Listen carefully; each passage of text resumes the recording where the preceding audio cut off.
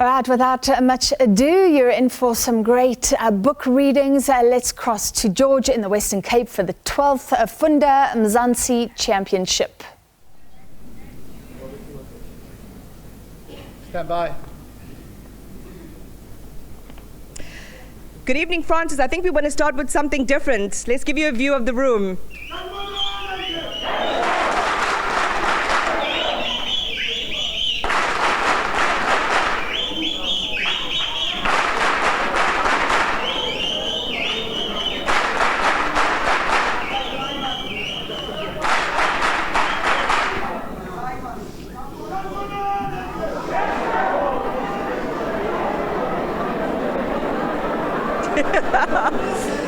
So it is a very good evening to our viewers of Full View. We are live for you here at the Eden Place Community Centre in George in the Eastern Cape.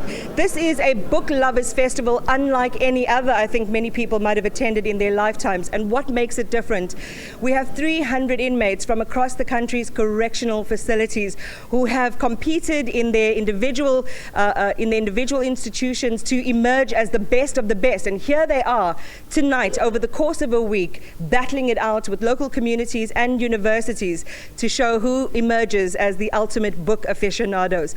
It is an amazing event and initiative that's in partnership with the Department of Correctional Services, in partnership with the George Municipality and the National Library of South Africa. This is all about the love for books. And again, you know, for people who might think it's such an unusual association, thinking about inmates and using books as a means to rehabilitate. As we said in our earlier crossing, this is all about creating a vision, a dream, and that is what books allow us to do. Part of the championship formula is, of course, the Department of Correctional Services, and I'm joined by the National Commissioner for Correctional Services, Mr. Makgoti Tobagale. Good evening to you and welcome. I imagine that when you look across this room and you see all of these amazing faces gathered together with one mutual focus in mind, and that is the love of books and improving our literary abilities. How does that make you feel, and why are you so passionate?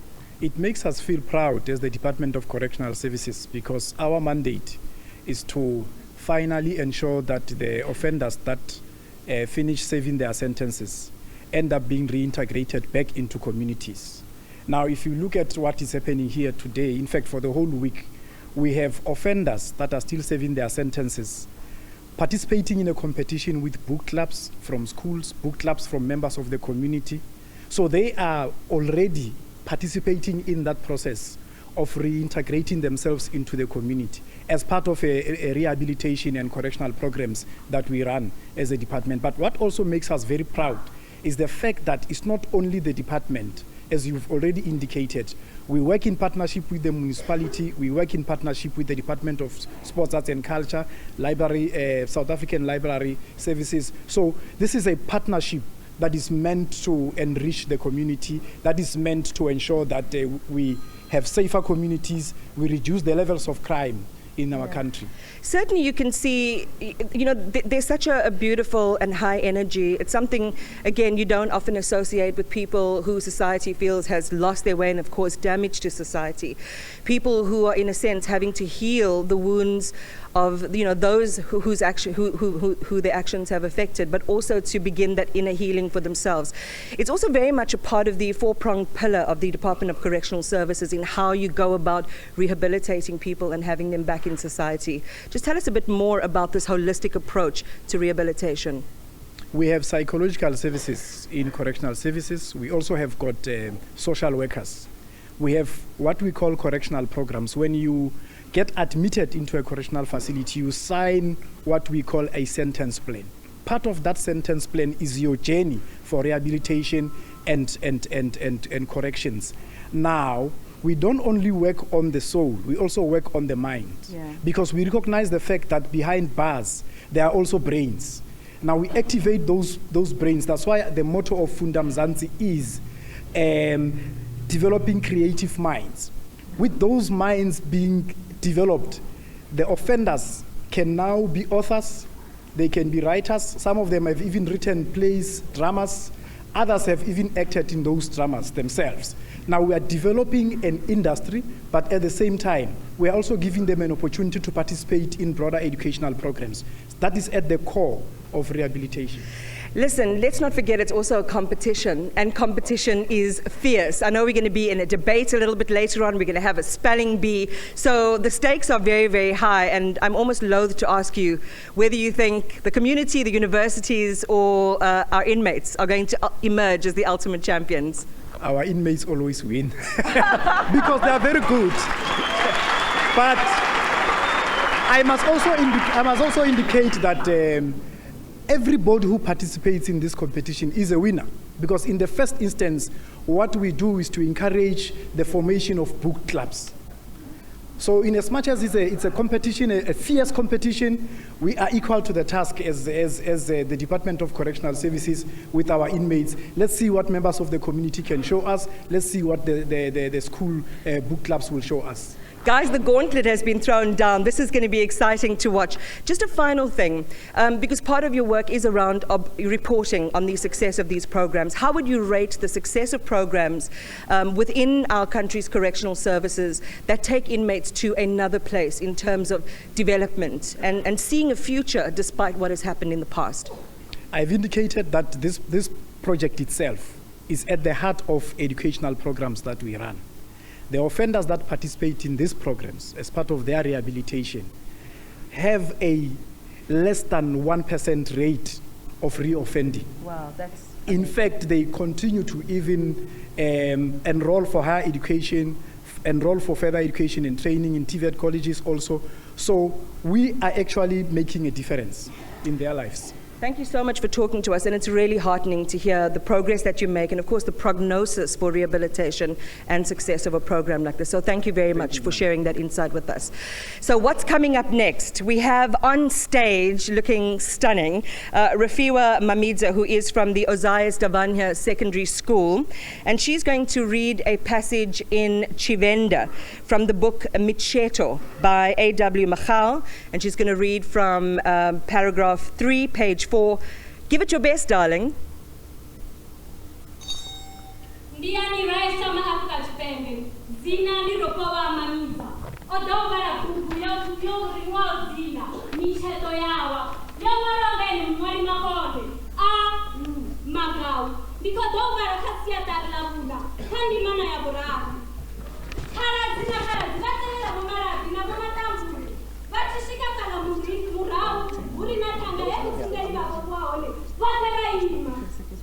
Kone mukara na wale mtepu. Uyu mwana tuwabu. Ni bomara. Ni mwana wasu. Uyu mwana ukakasu. Na wale lipano doktore rukanga. Ni babara gai. Zene sipao. Ni basho kupera na zwada. Bomara. Bomatabure. Kama wakorore uyu mwana. Na wale. Vagana ya katina wapeli bawe. Anenge murau rupera ni wanguyana. Ndiba barabari. Zene siwana pila pandani. Vati manera nge murau hayo. Vama tangule. Ababa bari na wakebu. Na mkebu. Vata na mafungo. Abu baba hao imana. Atulao hapa. Zina wale tatanzi. Kama deli ime. Ndiba mera zene zikuta na wapa watura murau wangu yao. Ndibani na musiba kura ziduroni. Ngana mchaka. Na mwana wato kwa na mafasi. Are you okay? No, I'm good. Vamatangule, vatorora zote, zela zibona, ezo tundeni azisa, zela tundeni azisa, umana kutika chungopa. Vana peza utangiela zela zibona, vasumaza haba babili kila tunda, yan tundeni aisa, ndo ihuwa.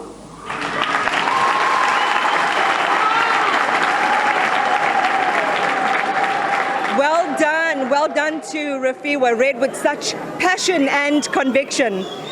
All right. So I want to bring the conversation back into the room. I want to introduce our viewers to Tato Tahe, who is 31 years old. Now, Tato was sentenced to Tato is 31 years old, but he was sentenced to 10 years behind bars after being convicted of attempted murder. Tato has already served 3 years and 7 months, and he's actually currently studying towards a BCom Business Information degree with UNISA. Tato, thank you very much for being willing to share your story with the rest of the country.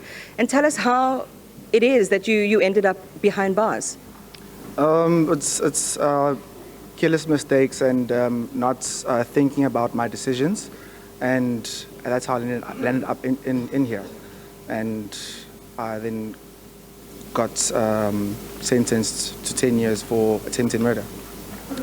You know, we talk about these moments in a way that's almost, so easy, it's just a headline, but a headline has a life story behind it.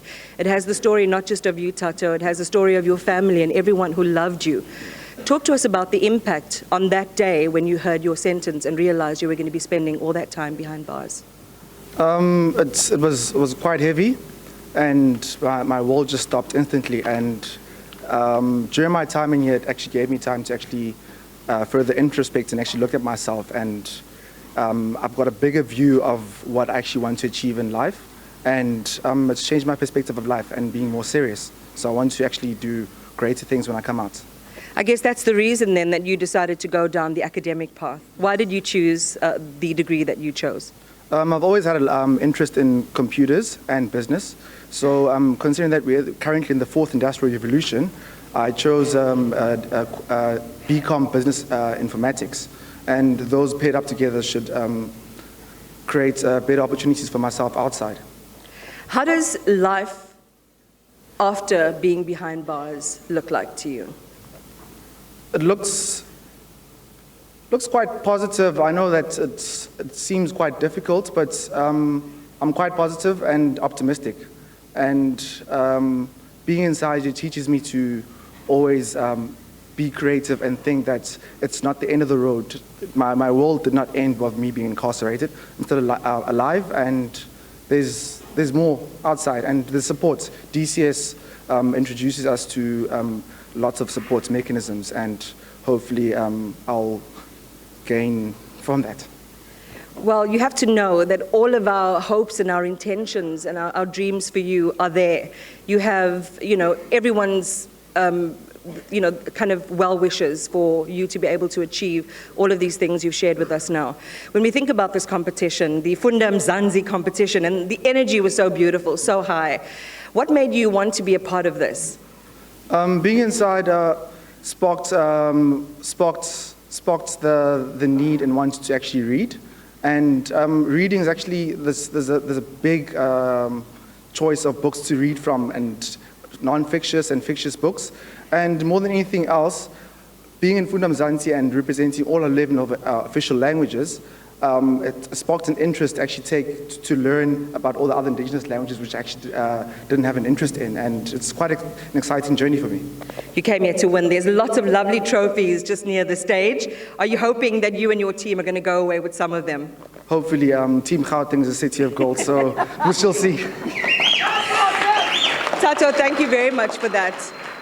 These are such amazing and uplifting stories. Of course, these are serious issues in South Africa. Crime is a huge issue in our country. But people who have the opportunity to change, people who are given the opportunity to change, to make something of their lives, is something that we can, I think, in many ways celebrate and support. On that note, we've got something exciting coming up for you just after the break. The very first of our spelling bees.